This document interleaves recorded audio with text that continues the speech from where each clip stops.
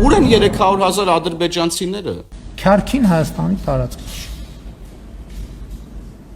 Բարխուդարլուն Հայաստանի տարածք չի։ Յուխարի Ասկիպարան Հայաստանի տարածք չի։ Սա փաստ է, որի հետ մենք պետք է առնչվենք։ Ուր են 300,000 ադրբեջանցիները։ 2026 il Azerbaycan ve Ermenistan arasında formalaşan yeni 2026 թվականը կարևոր տարի է Ադրբեջանի եւ Հայաստանի միջև ձևավորվող նոր հարաբերությունների եւ պայմանավորվածությունների համար։ Հունիսի 18-ին Նախիջևանում կայանալիք համագումարին կհրապարակենք Հայաստանից տեղահանվածների վերաբնակեցման մեր տեսլականը եւ կսկսենք աշխատել հայերի հետ այս ուղղությամբ գործընթացը մեկնարկելու համար։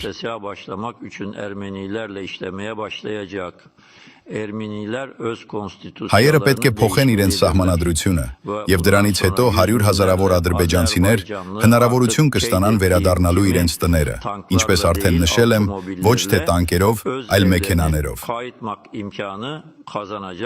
Կան ուժեր, որոնք ցանկանում են Հայաստանում իրականացնել իշխանափոխություն եւ փոխել ուժերի ներկայիս բալանսը, սակայն հայերն արդեն հասկացել են մեր ուժը եւ չեն համարձակվի հրաժարվել մեզ հետ ձեռք բերված պայմանավորվածություններից։ Կոչ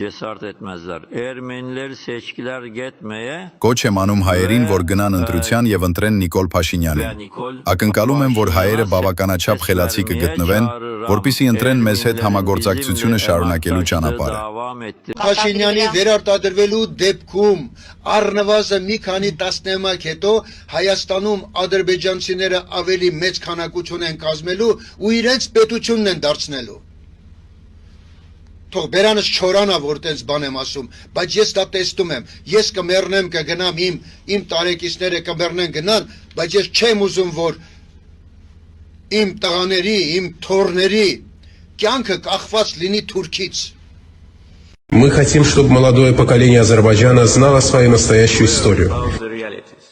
Поэтому, когда я говорю, что Зангизур – это древняя азербайджанская земля, это правда. Зангизур был передан Армении в 1920 году. Ранее он принадлежал нам.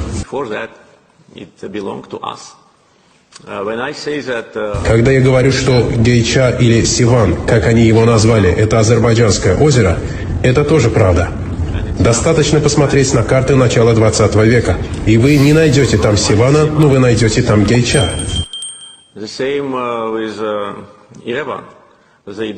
То же самое и с самим Ереваном. Они уничтожили историческую часть Еревана. Наши предшественники жили там. Это факт.